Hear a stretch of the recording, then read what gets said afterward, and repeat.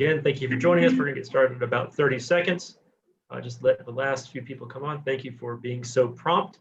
We don't want to punish the prompt on time and early people, but we also want to give those last few people a chance to get on. We don't want to have too Israeli/Jewish time. Okay, it is 8:31 here in Israel. Thank you all for joining us wherever you may be. We have a really nice panel put together. When I was approached about this topic, I was very excited that we were able to do something like this. Typically speaking, when we've done programming abroad, we're limited because there's only so many people who are available in any one niche market. But now that we've been virtual for the last 10 months, it allows us to do some things that we weren't able to do when we had to do programming in New York or LA or Toronto.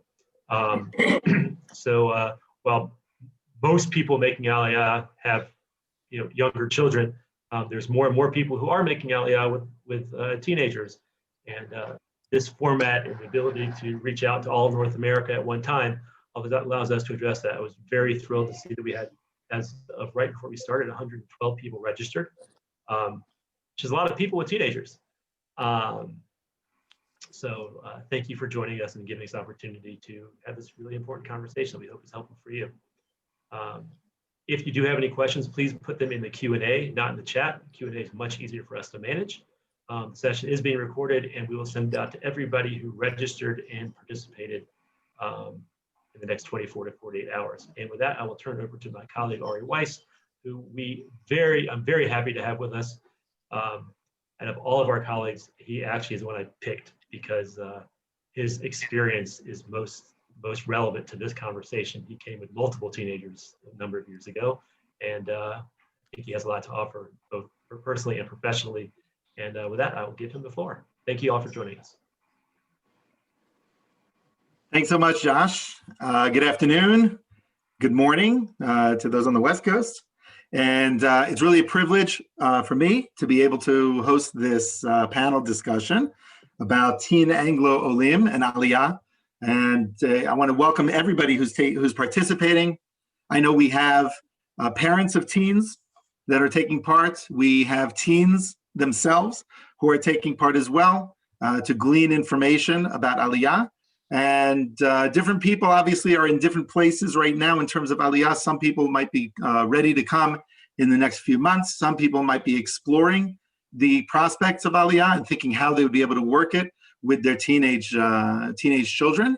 And for that, we're going to be presenting a lot of really great information for all of you. So I'm really excited to get started. I'm going to just speak briefly to introduce myself, and then we'll get to our esteemed panelists. My name is Ari Weiss. I've been working for Nefesh B'Nefesh since 2014. In my former life, as I like to say, before making Aliyah, I was in Jewish education. I was a synagogue rabbi over the course of close to 20 years. My wife and I made Aliyah in 2013 with 5 children. Our oldest was 18 when we made Aliyah. The youngest was almost 6. And our oldest actually did not make Aliyah at the time. She waited and made Aliyah on her own the following year, but she came with us. And I've had the privilege now of working with Nefesh B'Nefesh since 2014, as I mentioned.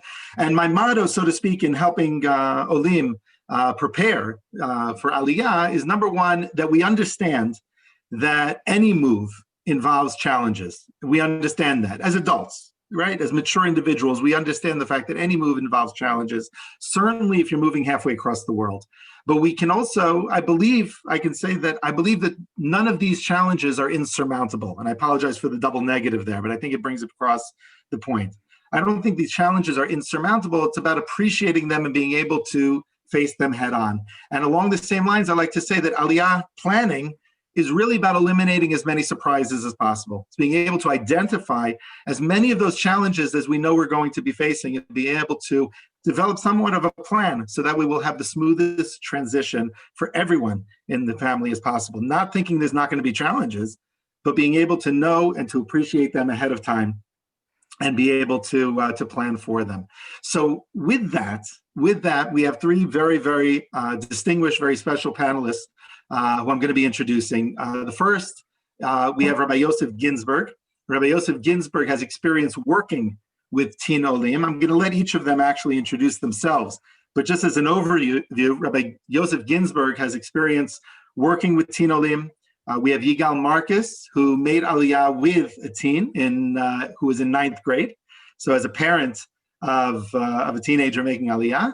And we have Deena Berman, who herself made Aliyah when she was in 9th grade and now works with teens in Israel as well. So without further ado, we'll start with Rabbi Ginsburg. I'm going to give the floor to him, so to speak, the virtual floor. And Rabbi Ginsburg, please, if you would tell us about yourself, your experiences, and your input in this important topic. Sure. Thank you for passing along the virtual conch. Thanks everyone for coming out on a Sunday. Your days off. This incredibly important subject, incredibly important topic, and thrilled to see that people are open to really hearing this. So a little bit about myself and what I do, what we do. My name is Joseph Ginsburg. I live in a yeshuv called Neriah with my wife and 4 children. And I came on a gap year. I came to a yeshiva for the year and essentially never left. That was over a decade ago. It was a Hezir yeshiva, and I joined the army and made Aliyah. My family's still over there in New York for now, working on them. But till this day, there's always been this this itch on my back. And also, I have a co-director, Rabbi Michael Kahn, who we opened up the organization with together. And that is, we opened up Anglo-Israeli Israel over 6 years ago now. Now, many of you are probably familiar with the work of NCSY internationally, primarily in North America, with close to 25,000 participants. It's the largest Orthodox youth group in the world outside of Israel.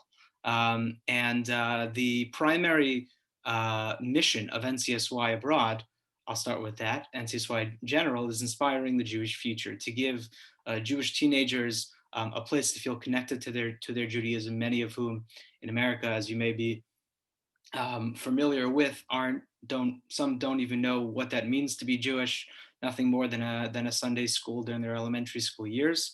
NCSY brings them closer to Judaism in many communities and regions around the world.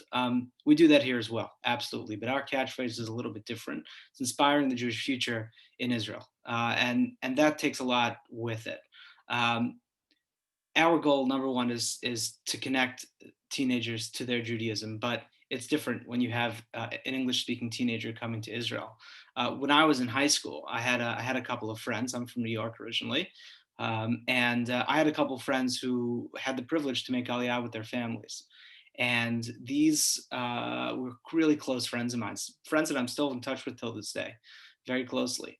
And those teens who, on average, a family of 4, a family of 5, at least the 2 that I'm thinking of, essentially got the news broken to them that that we're moving to Israel. You're in 9th grade, you're in 10th grade, you're in 11th grade, whatever it is.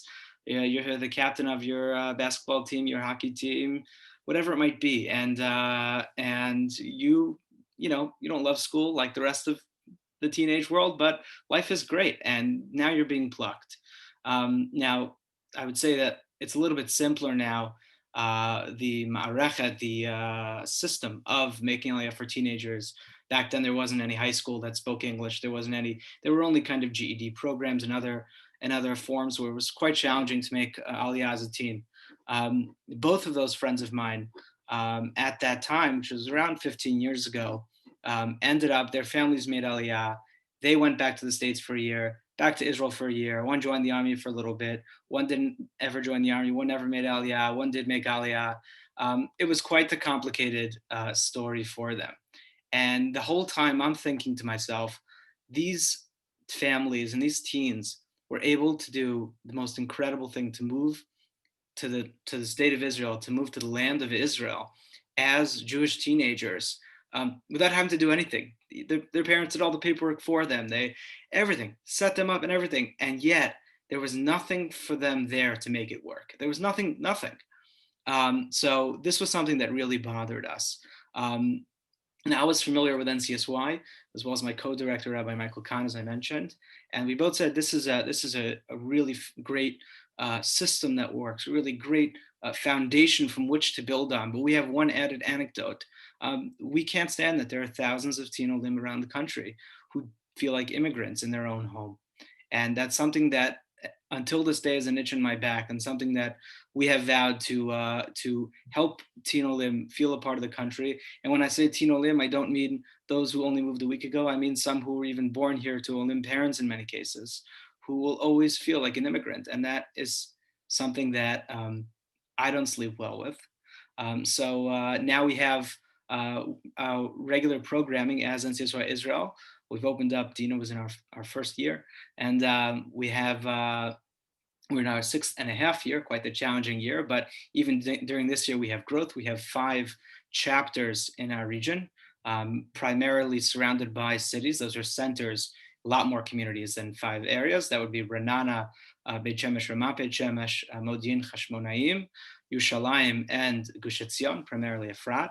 And in those areas, we have a couple of hundred teens who come to regular events on a weekly basis in order to connect, in order to feel at home, in order to not just get to a place where they're doing okay, but to be thriving in the land of Israel, in their homeland, in their home place. So that's a small picture of what we do on a regular basis. And thank you again for this panel, Nefesh for Nefesh. Thank you very much, Rabbi Ginsburg. I want to introduce Yigal Marcus. Yigal, I'm going to give you the floor, the virtual floor. You're going to give a little background, please, about yourself and any information you'd like to add towards this broad topic about Aliyah with teens. Thank you very much. Yeah, you can hear me. So again, my name is Yigal Marcus. It's a great pleasure to be joining all of you today. So I come from a different angle. I made Aliyah 5 years ago with my family.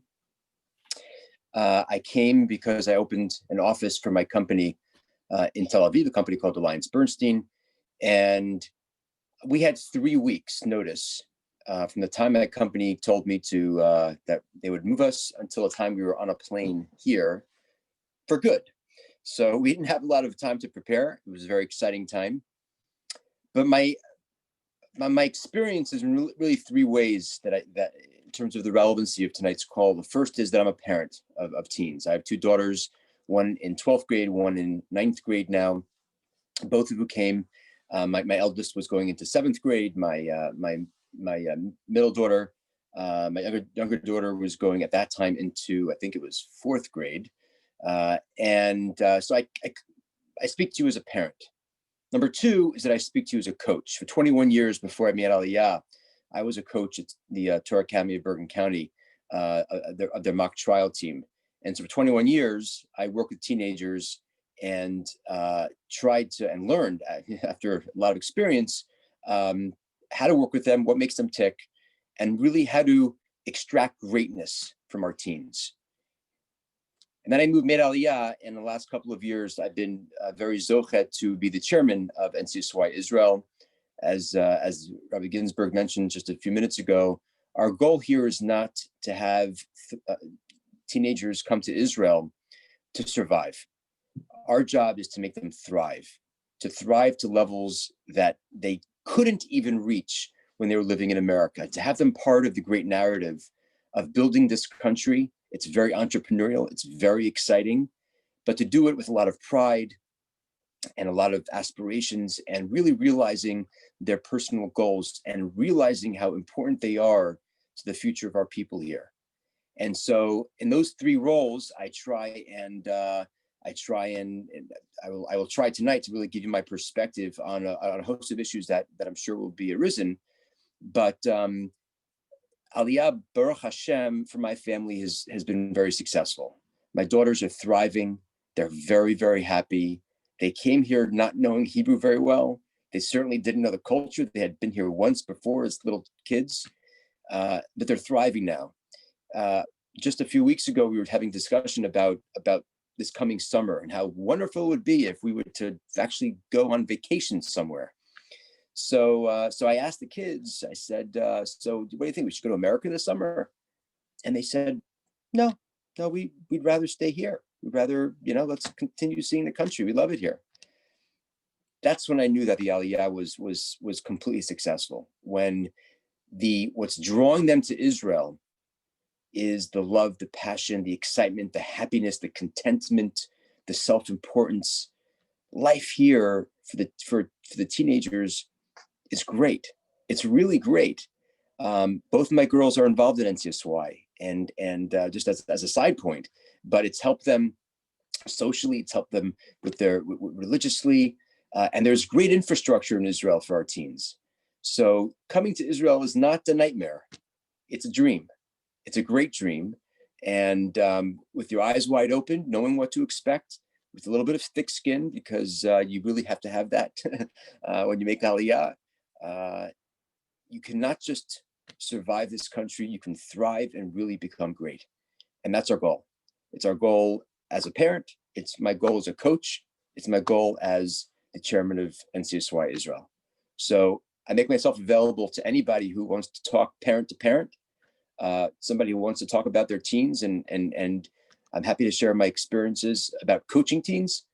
And of course, somebody who's looking to help us solve the great challenges of people who want to make Aliyah but are afraid of coming with their teens. That's exactly what we're trying to solve. We have been solving it. We've been growing and being very successful at it. And hopefully you'll see that firsthand, hopefully very soon. So ask away.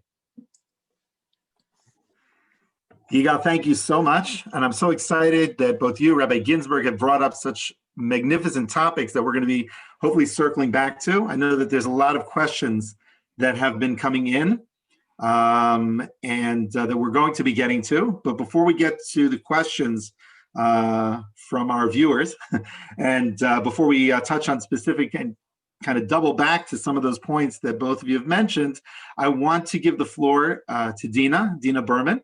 And as I mentioned in the very beginning, very briefly, she made Aliyah as a teen in 9th grade. She now works with teens in Israel. And Deena, if you could give us a bit of your background and some contributions of your own into this amazing topic. Hi. I'm sitting here and I'm thinking, if this was a thing, back in America when I was planning on making Aliyah, like I would feel so much better. So I envy all of you right now. I made Aliyah 6.5 years ago from New Jersey, and I was entering 9th grade.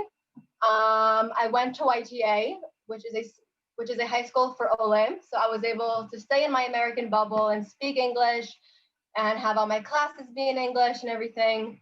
And that was really great. And then I did 2 years of Shirat Lomi. So I got to know some Hebrew, and now I'm currently in college. So a little background, I guess. The first day of high school was obviously very hard. I came home and I cried just like any other teenager would do. It was extremely difficult, but I'm so sorry. Can I just backtrack? I'm so sorry. Okay, background. Unfortunately, I'm not a speaker like Rabbi Gins and Yigal Marcus, but I'm trying. I had made Aliyah 6 years ago from a family of Zionists. I am the youngest out of 8 siblings. One by one, they came to Israel to learn in seminary or in yeshiva, and they just stayed for the most part. So at some point, my parents said, okay, it's our turn. So we left. It was always a thing that I was, that I knew was my plan. It was my future. I never saw myself living in America. All of my siblings were in Israel, and I was just being told about Zionism in Israel and all the great things there. So it was always just like a known for me. So when it was time to come, I came, obviously, with the challenges, but I did it. In high school, it was hard, obviously, with the Bagrio and Hebrew and fitting in. But in 10th grade, NCSY Israel came, and that was just amazing. I remember meeting friends that I would not have met, other olem. There's a whole world of olem in Israel that you normally wouldn't be able to meet But because of NCSY, you just kind of meet everybody, some people here and some people there, and you grow your family from a limb. And that was really great for me. I still have most of my best friends that I did meet there. What's it called, like an NCSY, so that was great. And not really sure what else to say. Any questions, I'm happy to answer, but to just stump speak, I don't know.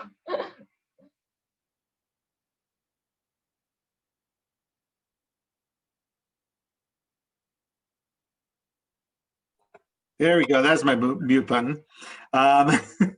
Thank you so much, Deena. I really appreciate it. I think it's fantastic.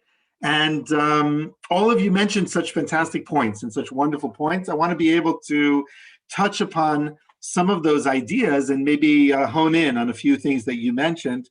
And at the same time, loop in a lot of the questions that we have been, that people have been contributing to us. So Dean, I'm going to start with you actually. There was a question that came in with a family that has a daughter that's entering 11th grade. And I know you had mentioned about the Bagrut exams. And they asked, is it possible for her to properly prepare for Bagrut exams? And is there anything you can add to that, do you think? Well, I had a sister who was going into 11th grade when we made Aliyah, and she graduated and she got it done. A lot of people do it. It's very challenging, I'm not gonna lie. They do have an option to take them in English, so that's a great thing. To study for it, I'm not so sure how much prep you can do. The Hebrew Bagrut was the most challenging, I will say, but the rest, it's just like any other test, and you just have to think about it in that way, and you'll get through it. Amazing. Do either of our other panelists, Yigal or Rabbi Ginsburg, do you have anything you want to add to that? Or we'll go on to some other questions also. Yeah, no, I think that what Deena just touched on just a little bit will be a little bit of a repeating theme, that a lot of the challenges that come up, Deena, in your words, it's like any other test. It's a little bit more than that. It's more challenging. It's different, but studying is studying, and working hard is working hard. I don't think there's any easy way to do it, but I don't think anything in life is easy wherever you are, and that it's definitely doable. We believe in the teens, to say the least, and you as parents believe in your teens. I would hope so. So I think it's very possible in many challenges, including that one. Whoops. Oh, we lost you there. Sorry, the last thing. But Yigal, I think you wanted to add something also? No, you turned off your mute. I think that they answered well. I've been typing away for all the questions coming in, so private responses. But no, I think they hit it on the nail. Amazing. So maybe one of you or all of you would like to also comment just along the same lines of education about what types of services, at least that you've seen in general, not to some extent, what type of services, what type of opportunities, I guess you can say, that are available, assistance with kids in terms of school, in terms of things of that nature. I guess I'll take this one, given my girls are teens. A couple of points I think is very, very important.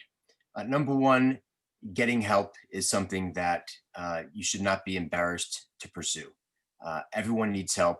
My girl's been here 5 years. They all get help. My son, he's 8. He gets help. That's just the reality. And in most communities, they really welcome that. They have teens that have things, and the older and the younger, they want to help. So you'll have the ability to get help for your kids, to help with homework, to help with really any challenges that they're having. There are great organizations like Kavla Noar that work with kids one-on-one to really help them navigate some of the other challenges that may come up that are very typical of teenagers. It's a great organization. I know many of my friends' kids and others have taken advantage of their programming and their assistance. But I do think not, you should ask for help. We still to this day, 5 years later, we need help. We post it on, their community groups or whatever. People are very forthcoming and they get it. Number two, my wife and I felt that it is very important for our kids to also continue learning and investing in their English. So all my kids they have either a tutor or a more formal advanced classes in English, because that's really a competitive advantage that our kids have over most of the teenagers here. They know English cold. And one of the biggest problems facing Israeli businesses is the fact that they're brilliant innovators. They're terrible marketers. Guess who can market? People who are fluent in English and people who know the other culture. So it really creates opportunities for our kids if they pursue that line of business, and others as well, to really know English and to continue investing there. There's no reason in it. There's no reason they can't thrive and continue to rise and really push themselves so that they really create something different. My daughter right now is applying to Sherut Leumi. I cannot tell you how many great Sherut Leumi opportunities there are in the government press office, the prime minister's office, and the president's office, and they're all changing every 3 months anyway. But the reality is, they want fluent English speakers. They want people who know how to communicate in English. So if you come here as a teenager where you've already learned how to articulate yourself, how to communicate, you have something that very few people have, and you can turn that into incredible service for the Jewish people on a very significant level. So get help for the subjects that you need help. Continue to invest in yourself to be able to differentiate yourself for a few years from now when you're graduating high school, and you really put yourself in a position to do great things. That's it. Next. Thank you so much, Yigal. I love the fact that you touched upon a very important point as well, about that a lot of times people are reluctant to move to a small country because they feel that there's so much more opportunity in a larger country, so to speak. But the reality is that there's so many benefits of being in a smaller country that people overlook, in terms of being able to break into a job market, in terms of being able to be recognized for the abilities, the talents that you have. And I'm so glad that you touched on that. It's such a powerful topic. I appreciate that. Yeah, I was going to say that it's adarabba, as they would say. It's the exact opposite. You're a big fish in a small pond here. Every single person has what to contribute to the country and to the future of the people here. Can't really do that very much in a country of 350 million people. Rabbi Ginsburg, you look like you wanted to add something. Sure. So I'm gonna, I'll touch on the formal education, and if it's okay, I'll transition a little bit to the informal education, as that's my, I guess, professional, work. Ironically, so on an educational level, so Israel's come a long way in terms of Anglo-Olim. As I mentioned earlier, they're never really, up until probably about 10 years ago, give or take, when a YTA opened, that was a big break. There really was no system for teenage English-speaking Olim anywhere in the country. There were a couple programs that opened and closed as the years went by that were part of other systems, and it was essentially going all in or all out. Those really were the options, and it wasn't good. It wasn't good unless you were maybe in a community, and this is something to consider, unless maybe you were in a community where the majority were Anglo-Olim. So often you wouldn't have that same issue, but then there were other issues in terms of integration and the identity of the teenager. So that's from a more formal thing. Now, with a lot of new programs that have opened, whether it be YTA, which is an English-speaking high school where you can get your Bagriyot, or programs like Oleh, or programs in Israeli schools, in communities which have Olim, but help specifically Olim in integration into the Israeli system, there really is a lot more help than they used to be. And that's only growing. And it's really a wonderful initiative. I would say that a lot of that is due to the fact that within communities, there are now offices for absorption of Olim, which absorption of olim used to be just the Russian and Ethiopian communities.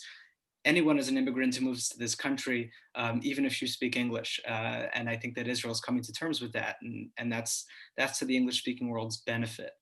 So that's really a wonderful thing. And I think that there are a lot of options. What you should do, it's a very good question. As a teen, I don't want you to tell me what to do if you're going to be the one making the decision that I'm moving to Israel. I think the most important thing here is to have that conversation with your team, to do your research, to ask your team to do a little bit of their research, to sit down and have multiple conversations on what will be best for them and encourage them to do a little bit more. I think that's the job of a parent, to push them to do a little bit more. So maybe if they want to instantly throw themselves in an English-speaking program, well, it might be a little bit better to maybe have it a little rough at the beginning and speak a little, and by a little rough, I mean pretty challenging. And maybe to go straight into a Hebrew-speaking program, which will be challenging for a couple of months, but after that, it'll have happened so much faster, as opposed to kind of dragging it out over multiple years and figuring out who you are. So I would encourage you to talk with your teens about giving it a shot, and finding them help beforehand. Not, oh, if it's hard, you can change schools. Like, no, if it's hard, we'll find you help. And we know, another American family in the school, and their kid's been in the school, and they can sit with you and help you, and you can meet them beforehand, or you can reach out to us and we can help you at NCSY.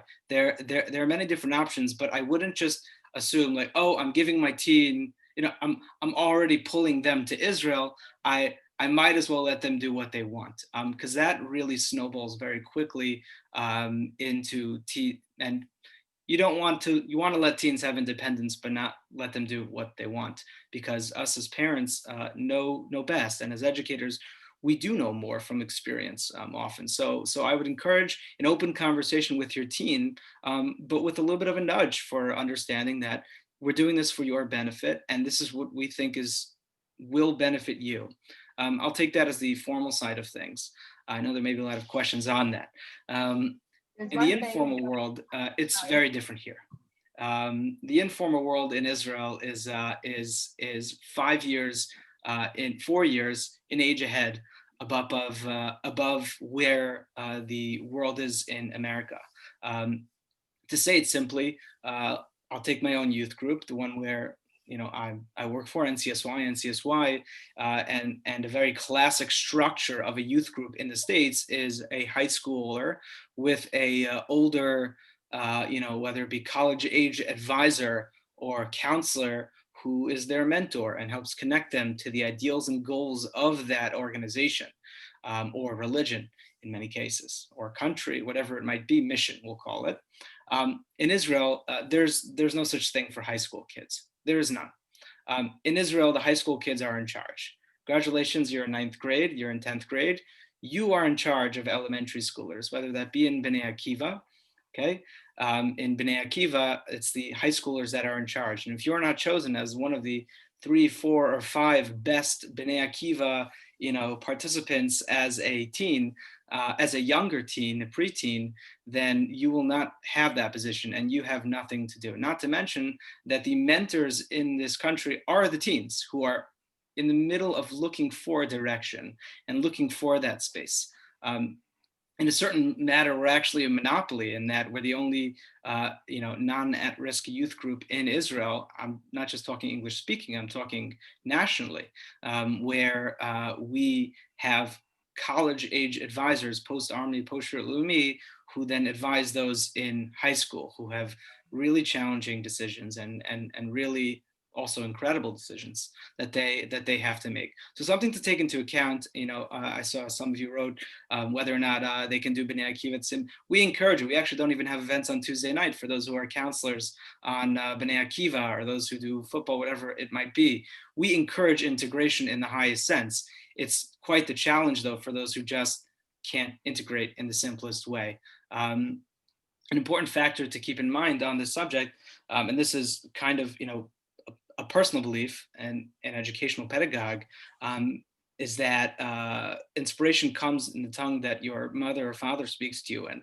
So it's very challenging for a teen to find inspiration in high school when they're coming home and speaking Hebrew. And I'm not telling everyone here that you should be speaking Hebrew in your house. I live in an Israeli yeshuv and I speak English at home, and that's fine. And my kids know a little bit of Hebrew and a little bit of English. But on the other hand, understand that there's a lot in your hands when it comes to the inspiration part of things, because it's a lot easier to be inspired in your vernacular. So there's a little bit of stepping up as parents and me as an educator in terms of inspiring our teens and connecting them and really putting them in a place of leadership and giving them the space for their own growth, in their own independent growth. So again, just to sum that up, in the more formal world, it's really growing and it's really getting great, and there's a lot more opportunities. And I would encourage you to sit with your teen and talk with them in order to make that decision, but push them in the direction to break out of their comfort zone together with them again. And in the informal world, understand that if you're coming as a teen, there really aren't options in an informal world. It's about talking about the army and talking about what's your next step in Shrut Lumi. You're talking, if you're in a more, Haredi or yeshivish world, talking about what's the next steps for you, whether it's yeshiva or this or that, or marriage, whatever it might be. Those conversations are conversations that are happening in high school already, as if they're 18 already. So keep that in mind. And that's a great thing if we know how to manage that.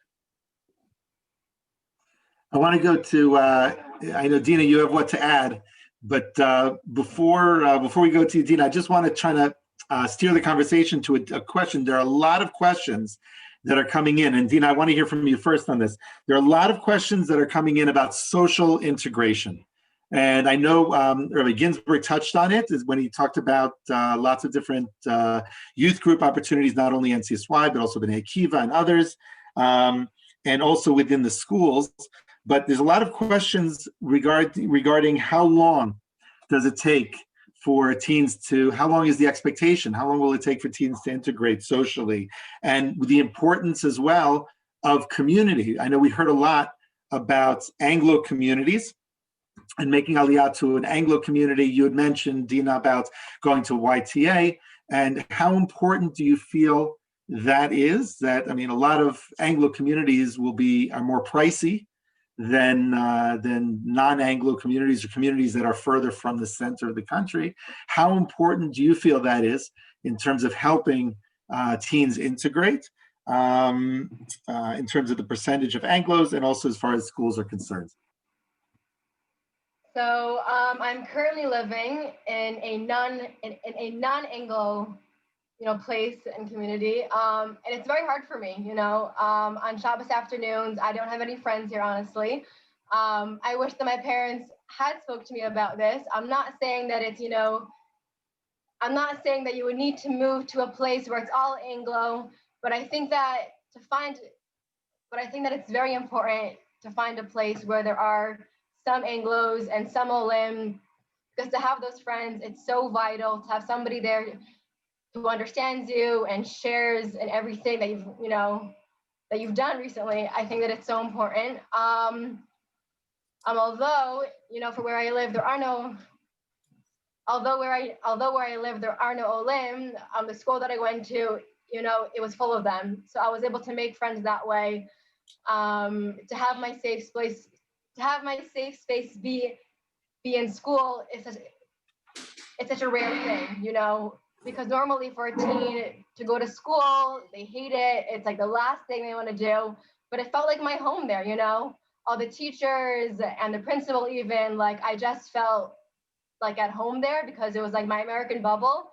So I think that to find a place either where you live or where you learn, where there are those other Olim or those other Anglos is so vital into really making it work. Amazing. Yigal, is there anything you maybe want to add in as far as what you saw with your kids in terms of integrating socially and the importance maybe of or necessity, if there is one, of having an Anglo community or something like that? Yeah, thank you. So we made the decision to move to Chashmonaim. Chashmonaim is very much a mix, but there's a very healthy, large Anglo community here. Half the yishuv is Israeli, half the yishuv is Anglo. Why did we do that? So, in my opinion, I think it's very important that we realize, and that our kids realize, that you really have to embrace the heritage that you come from. I don't think it's healthy to say, you're now Israeli, shun your American life, shun your American friends, your American way of looking at things. I think it's not a good idea. And the reason for that is because we have a lot to offer. We have a lot to offer this country. And I think we have to be proud in where we come from and the unique experiences that we grew up with. And to bring that to this country, we need to make the country better. And we Americans, guess what? And Anglos have a lot to offer and a lot to contribute. So we made the decision to move to Chashmonaim because it's really important to have a soft landing. You're already going to be going through an adjustment. It's a new country. It's a new way of living. It's a new value system. And to come and to like not have friends and not have an easy path to friends because you don't speak the language is a double whammy. So we made the decision to move here, and how did it work out? So Baruch Hashem, my kids are fluent in Hebrew. It's 5 years later, they're completely fluent. And they have a lot of Israeli friends and they have a lot of American friends. On this issue of Bnei Akiva brings everybody together. No one asks questions. They embrace them and they help them. NCSY embraces them. We at NCSY, we're not about rejecting the Israeli way of life. We're about helping them achieve that, helping our teens achieve that in a healthier way, in a safer way, in a more simchadik way, and in a more inspirational way than just kind of throwing them in there and hoping that they, survive. Not our recipe for success, in our opinion. So on the yishuv, again, it's a mixed yishuv. There were some comments that I saw about affordability. What's strange about Israel is that sometimes buying a house is expensive depending on the community. Renting is not really that expensive. Rentals, b'derech klal, when you compare it to cost of housing in America, it's relatively cheap. So there's always opportunities. On our yishuv, there's, one of the things that I think in many cases you realize in Israel is that the value system changes here a little bit. And what was important in America is less important here. And so the size of the house and whatever, it's not a value here. It's not something that people look at pro or con. It's just like a non-factor. And so when you come to a community and that's not a value, but what is a value is relationships, Zionism, the excitement about being here and about Israel and about, Yom Ha'atzmaut is a national holiday, a real national holiday. It's not a barbecue day only. It's a national holiday. There's simcha, there's hallel, there's dancing, there's that ruach happens at the yeshuv level, at the community level. And so we felt that having that mix was healthy for us. And thank God, I think at least for my family, it was very much the right decision. There are a lot of great Anglo communities that have a lot of exposure and interaction with Israelis. We're not isolationists. We shouldn't be isolationists. But we have to recognize that for our teens, soft landing, very, very important. Rabbi Ginsburg, So do we you have, think? Yeah. You disagree or agree or what? He's giving me the face. I see that. I was going to actually, Rabbi Ginsburg, before you answer, because I want to hear what you have to answer, Sure. we have just under 10 minutes left. So Rabbi Ginsburg, I want to hear your answer, but then we're going to go through, we'll do some rapid fire, because to get through some of these questions, we'll do some quick answers on some of these. But Rabbi Ginsburg first, I would love to hear. I'll just add in a couple. No, I think everyone really said incredible things here. Just to add a couple of important factors to consider when choosing a community for your family, which will include a teen, and that's a very important thing. Number one is, are you comfortable in the community. Because if you're going to move to a place in which you're going to be those stinking Israelis, the community stinks, your kids are going to hate it too. 90% of it is going to be the way in which you interact with the place you're in, with the community you are in, and your teens, as you know, very much so, are going to mirror that image, for better, for worse. A lot of the issues that we, I don't call them issues, but challenges that our teens face very often is that they look at Israel with a kind of dirty eye sometimes, because of the very fact that all they hear at home is, oh, I wish I had Dunkin' Donuts. Even if you did wish you had Dunkin' Donuts and it's better than Ma'afen Eman, I'll take that as a fact. That's not an opinion. The idea of how we talk about the place and we live in makes a real strong impact on a teen. So when you complain about the busing, and when you complain about they smell, and you complain about this, that has a very, very strong impact on your teen. So if you're not, you haven't figured out why your teen, doesn't fit in and it doesn't want to hang out with the Israelis and just wants to go back to America, and so I would encourage you to be aware of the way in which you speak, even if it's unintentional, because we do it unintentionally a lot, but the very fact that we're homesick a little bit, homesick with an asterisk, of course. And that's, and because we're also moving to Israel and we're also giving up a lot as parents, but to be aware in how we talk, and each community, on this last point, each community that you move to has a certain identity that the teens pick up. I would encourage you to talk to parents in those communities to figure it out. And because of the expectations of the community that teens are meant to have. I'll give you an example in Ramat Beit Shemesh, where I lived for a couple of years, and it's a wonderful community full of chesed, full of wonderful people, but there's kind of this, breakup in families often, where one kid might go to a more Haredi yeshiva and one kid might go to a more Zionist yeshiva, and then you have a third kid who might have a little bit of an identity crisis, and you can imagine why. Or if it's an Efrat, where everyone has to go in a certain, I'm giving an example, but this is generalizing and it's a lot more complicated than this, or more, Yishuv style situation where everyone's expected to go to the army and go to certain schools and be in a certain way. So consider that when moving to that community, because there's whatever pressure you feel as a parent, the teen feels it that much more. So I'll stop it at that, although I could open up a can of worms with that. Again, consider the way in which we talk, in which we interact as parents and educators with our communities. Do it with love. Don't be the Meraglim. And very, very important that you consider the expectations for teens from the community in which you move. Rabbi Ginsburg, I'm so thankful. There's so many things that you mention that are important. It stresses the importance of research and of asking questions and learning as much as you can about communities that you're investigating, about what to expect when you arrive. And I wanted to segue, there were some beautiful segues there in two of the next questions. And I want to kind of do this one rapid fire because we're really, there's been such magnificent information. We want to be able to get as much as we can now out of our wonderful panelists. So I'm going to, touching upon what was just brought up, Yigal, you had brought it up, Rabbi Ginsburg, you touched on it also, but if you can go really quickly, like a 1 minute or 90-second hit on, first of all, what would you say to families who are asking, how do I interest my North American teen who is entrenched and has, is socially comfortable. They have friends, thank God.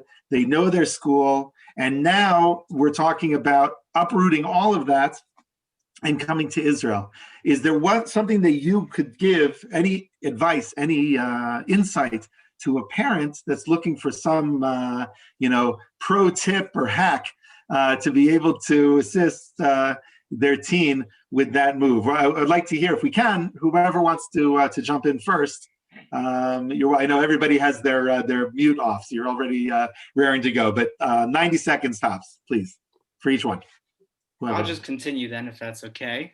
I love this question. I get a lot.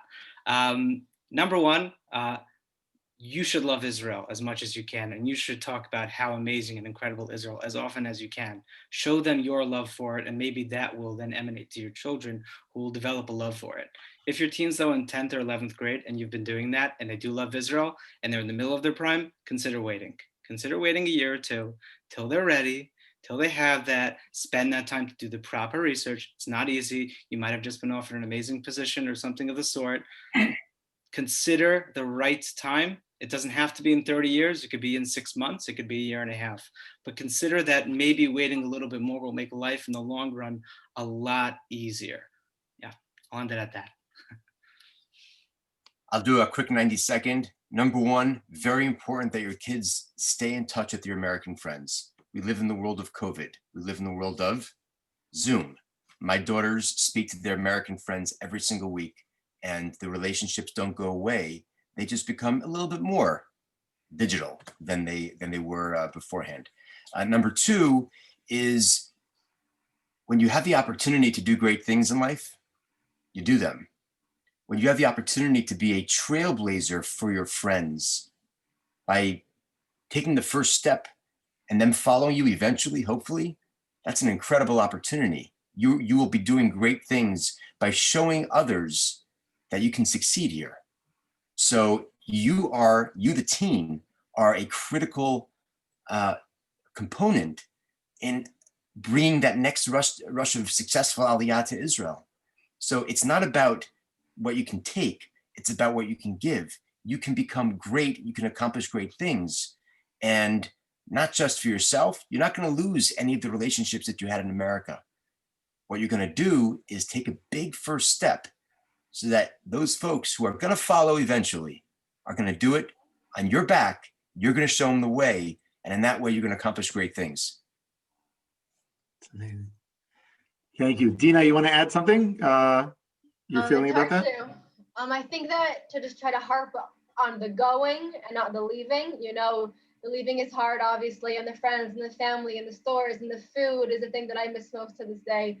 But I think that to remind them that in Israel, there are so many people who are just like them. And it's just one family here of people who are just like you, who just start, you know, their own life here and succeed and thrive, you know, is the main word of the night. I think that to remind them of like the possibilities that are ahead of them, you know, I think that that's like the most important thing, to just like look forward, opposed to back. I think it's a great line, by the way, Deena. Thank you. You got to use that more often. You're not leaving America, you're coming to Israel. You're coming to something, you're not leaving things behind. Big difference. It's fantastic. And I just want to wrap up then, if I can go for each of you, if you can go quickly, we have just a few minutes left. If you can relate quickly one challenge that, Deena, for you would be that you had, or for Rabbi Ginsburg and Yigal for your kids, one of the most challenging things that you can relate quickly, and one of the most successful, one of the big successes that you experienced. And I think that's how we'll probably wrap this up. Deena, why don't you go first? I mean, it's the elephant in the room. It's the language for me. I'm not fluent and I've been here for almost 7 years. It's difficult, but you do it, you know, you learn bit by bit by, you know, by the buses and being asked for directions and how to like start to order in food. And then it just builds up from there, and you find your friends and the place where you learn, and it just builds, and that's great.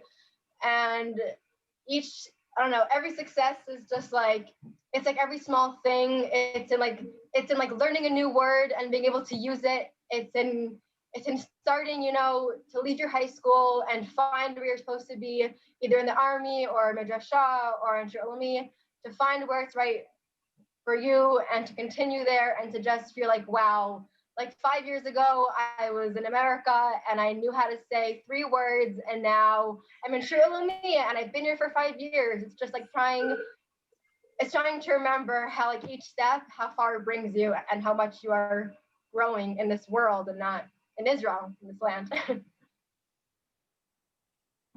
Amazing. Yigal, you have anything, Sure. challenging story and the success story? I think the challenging story was sort of a representative story when we first came here. So my youngest child was, I don't know, 3, 4. We brought him to Gun one day, his first day of Gun.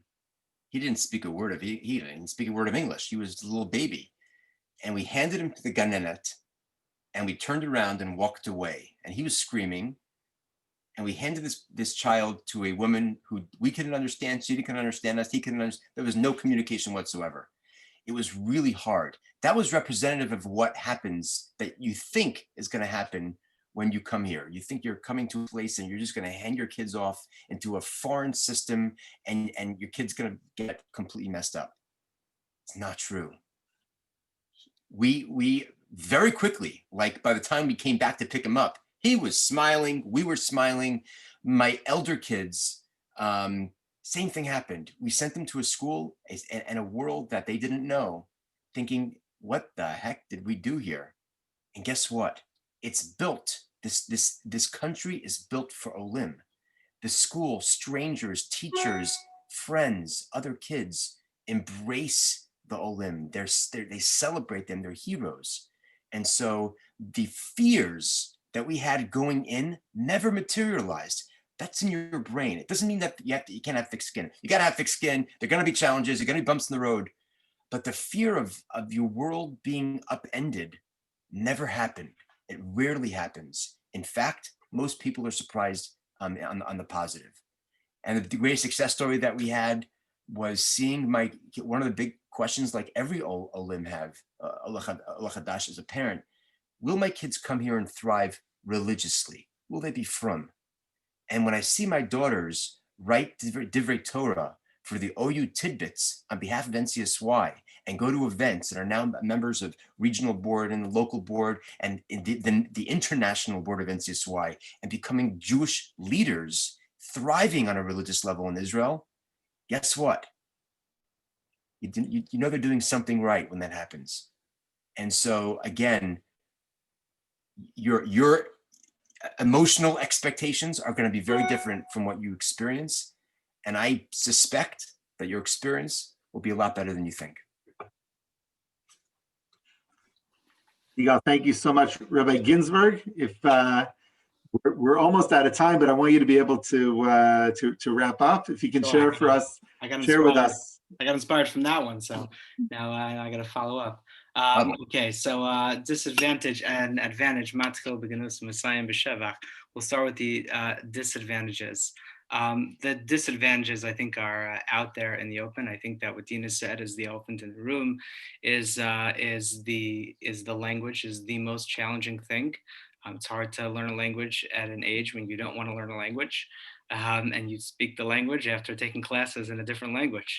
So definitely something that is a tough one to work around, but something that comes as fast as you invest in it. I tell you, I did not speak a word of Hebrew until I joined the army, and within 3 months of doing what everyone else was doing and making a couple of silly mistakes, which came to a couple of fun stories that I get to tell now, not for now. So you learn it and you figure it out, and it's hard. And sometimes I say the wrong word still, and I'm proud of it. What's the advantage there? I mean, number one, another elephant in the room, you're in the land of Israel. I don't think I need to preach to any Jew what it means to be for a Jew in the land of Israel, and to practice and look the way you want as a Jew. I don't think that there's any generation that has been as lucky as ours. There's, and I'll just end with this note. There's a famous mashal that Rav Aaron Soloveitchik, Zichron L'Bracha, used to say, that making Aliyah, I don't have to say to the land of Israel, there's nowhere else. Making Aliyah is equivalent to climbing a 90-degree cliff of ice. And at the top of the cliff is a playground, meaning those who are willing to, climb that, those are willing to get to the top. So their kids will be playing on the playground. It's going to be a challenge for you, and it's going to be a challenge for your team. But if it's not going to be you, it's going to be your child doing it. So there's always going to have to be someone to scale that mountain. Take on that challenge. Take a shot. We're here for you. There are so many people out there for you who are wanting to help you. And believe it or not, even with all the negative Facebook upset people that post things sometimes, even this country is here for you. I promise you that when push comes to shove. So thank you everyone again for joining us tonight, and here for any questions by email or by phone that any of you might have. even non-NCSY oriented, of course. And if I can just, one last word. One of the big things that we're trying to do this year is to connect teens making Aliyah with teams that have already made Aliyah. So reach out to Rabbi Ginsburg or to me or to Deena. We will hook up your kids before they even land here with people in their communities that you're going to end up with at their age. They can begin a relationship. So when they get off the plane, they'll have somebody who will welcome them very warmly. And we will welcome you all very warmly.